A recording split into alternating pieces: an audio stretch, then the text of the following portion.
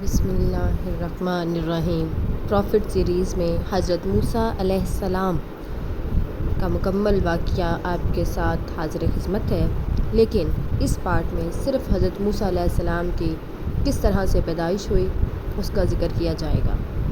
سورہ قصص کی ابتدائی آیات میں اللہ تعالیٰ فرماتے ہیں کہ ہم تم پر موسیٰ علیہ السلام اور فرعون کا واقعہ بیان کر رہے ہیں کہ بے شک فرعون نے آسمان اور زمین پر غلبہ پایا۔ اس کے پاس انتہائی مال و دولت موجود تھی۔ جو اس کی سب سے بری بات اللہ تعالیٰ کو ناپسند تھی وہ یہ تھی کہ اس نے اپنے لوگوں کو فرقہ فرقہ کر دیا تھا۔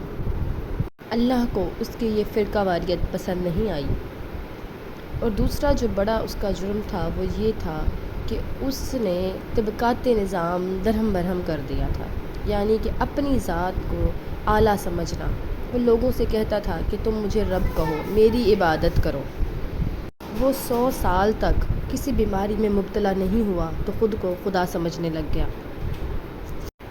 وہ بنی اسرائیل کو کمتر سمجھتا اور جو سارے کام ہوتے وہ بنی اسرائیل سے کراتا۔ پھر اس نے ایک دن خواب دیکھا کہ بنی اسرائیل میں ایک بچہ پیدا ہوگا جو اس کا سر قلم کرے گا، اس کی بادشاہت کو ختم کر دے گا۔ اس نے تب ہی سے بنی اسرائیل میں حکم دے دیا کہ جو بھی بچہ پیدا ہوگا اسے مار دیا جائے، اور 90,000 بچوں کا قتل کر دیا گیا۔ اور اللہ کی حکمت یہ کہ اسی شہر میں حضرت موسیٰ علیہ السلام کی ولادت ہوتی ہے، اور اللہ کی حکمت یہ ہوئی کہ 3 ماہ تک ان کی والدہ ان کو دودھ پلاتی رہیں، اور 3 ماہ تک حضرت موسیٰ علیہ السلام روئے نہیں اور اس کی خبر کسی کو نہ ہو۔ اور اللہ ہی نے ان کے دل میں یہ بات ڈال دی کہ اگر تمہیں خطرہ لاحق ہو تو پانی میں ڈال، اور تم پریشان نہ ہو، ہم اسے دوبارہ تمہاری طرف لوٹا دیں گے، اور تب یہ ہمارا رسول بن چکا ہوگا۔ اللہ نے ان کے دل میں القاء فرمایا، اور ان کے دل میں خیال آیا کہ کیوں نہ تابوت کی طرح ایک صندوق بنایا جائے اور موسیٰ علیہ السلام کو اس میں ڈال کے دریائے نیل میں بہا دیا جائے۔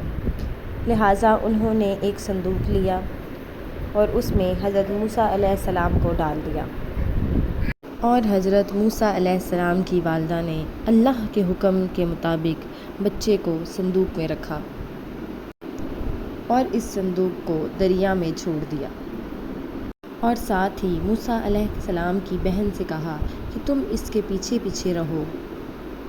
لہٰذا حضرت موسیٰ علیہ السلام دریائے نیل میں آہستہ آہستہ ہوا کی لہروں کے ساتھ چلے، اور ان کی بہن ان کی نگرانی کرتی ہوئی دور دور اس کو دیکھتی رہی، اور اس طرح سے یہ صندوق فرعون کے محل کے پاس جا کر رک گیا، جہاں پر فرعون کی بیوی اور باقی سب خادمائیں لطف و اندوز میں مصروف تھیں۔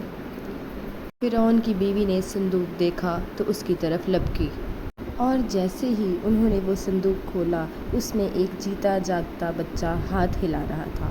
وہ بہت خوش ہوئیں اور بچے کو اٹھا کر اپنے سینے سے لگایا، اور سب سے کہا کہ یہ میرا بچہ ہے اب سے۔ محل میں سے کچھ لوگوں نے کہا کہ ہو سکتا ہے یہ وہی بنی اسرائیل کا بچہ ہو۔ فرعون نے بھی یہی خدشہ ظاہر کیا کہ ہو سکتا ہے یہ بنی اسرائیل سے آیا ہو، لیکن فرعون کی بیوی نے کہا کہ ہو سکتا ہے یہ آپ کی اور میری آنکھوں کی ٹھنڈک بنے۔ فرعون نے کہا یہ میری آنکھوں کی ٹھنڈک نہیں، یہ تیری آنکھوں کی ٹھنڈک بنے گی۔ اگر فرعون یہ کہہ دیتا یہ میری بھی آنکھوں کی ٹھنڈک ہے تو اللہ تعالیٰ فرعون کو معاف فرما دیتے۔ بس فرعون کی بیوی نے ان کا نام موسیٰ رکھا، جس کا مطلب ہے پانی سے بہہ کر آنے والا۔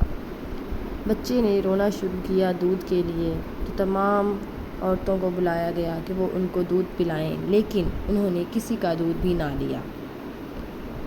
حضرت موسیٰ علیہ السلام کی بہن جو یہ سب ماجرا دیکھ رہی تھی چوری چوری، انہوں نے آ کے فرعون کی بیوی سے کہا کہ میں تمہیں ایک گھر بتاتی ہوں جو تمہاری خدمت کر سکے گا۔ تو حضرت موسیٰ کی بہن نے ان کو بتایا کہ بستی میں ایک غریب گھرانہ ہے، انہیں آپ انعام و اکرام دیں گے تو وہ اس بچے کو دودھ پلانے پہ راضی ہو جائے گا۔ تو بس پھر جیسے ہی بچے کو اس عورت کے پاس لے جایا گیا اور بچے نے دودھ پینا شروع کر دیا۔ تو بس پھر حضرت موسیٰ علیہ السلام کو ان کی والدہ ہی نے جنا اور انہوں نے ہی ان کو دودھ پلایا، اور یہ سب اللہ کی حکمت تھی کہ بچے نے کسی اور بھی عورت کے دودھ کو منہ نہ لگایا۔ بس اس طرح سے بادشاہ کی بیوی اسے روز وہاں پر لے کر آتی اور دودھ پلاتی، اور اس طرح سے ان کی عزت و اکرام میں اضافہ ہوا، اور اللہ تعالیٰ نے حضرت موسیٰ علیہ السلام کو فرعون کی ہی سرزمین میں جوان